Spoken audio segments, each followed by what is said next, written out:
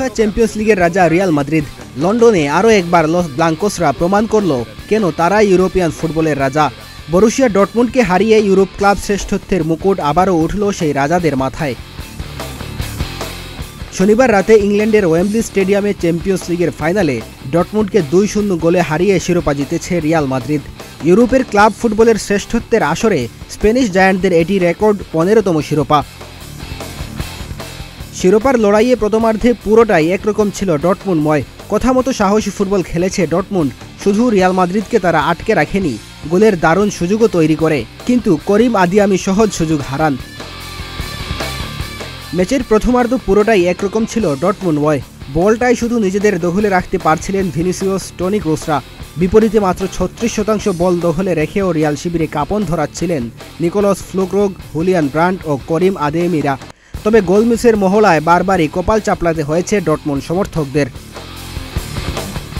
Champions লিগের ফাইনালে জয়ের কোনো না কোনো উপলক্ষ ঠিকই খুঁজে নেয় রিয়াল মাদ্রিদ। টনি ক্রুস আর লুকা মদ্রিচকে বিদায়ী উপহার দেওয়া যেমন ছিল এবারের উপলক্ষ, সেখানে 27 বছর পর বরুসিয়া ডর্টমুন্ডের চ্যাম্পিয়ন্স লিগের শিরোপা জয়ের স্বপ্ন ছিল নস্যি, হলো তাই। শনিবার রাতে ইংল্যান্ডের ওয়েম্বলি স্টেডিয়ামে দানি কারবাহাল ও ভিনিসিয়াস জুনিয়র গোল করে রিয়ালকে 2-0 ব্যবধানে সহজ জয় এনে দিয়েছেন। লস ব্লাঙ্কোসদের জিতিয়েছেন 15তম চ্যাম্পিয়ন্স লিগ শিরোপা।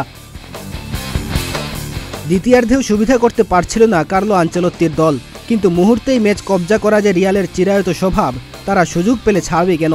ম্যাচের 74 মিনিটে ওই সুযোগ কাজে লাগিয়ে দলকে 1-0 গোলে এগিয়ে নেন কারবাহাল। এরপর ম্যাচের 82 মিনিটে বেলিংহামের পাশে ভিনিসিয়াস ওয়েম্বলির এক পাশ স্তব্ধ করে অন্য পাশে উল্লাসের ঢেউ তুলেন।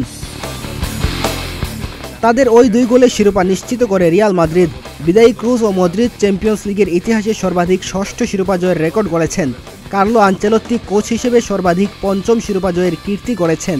রিয়াল গড়েছে নিকটতম প্রতিদ্বন্দ্বীর চেয়ে দ্বিগুণের বেশি শিরোপা জয়ের ইতিহাস।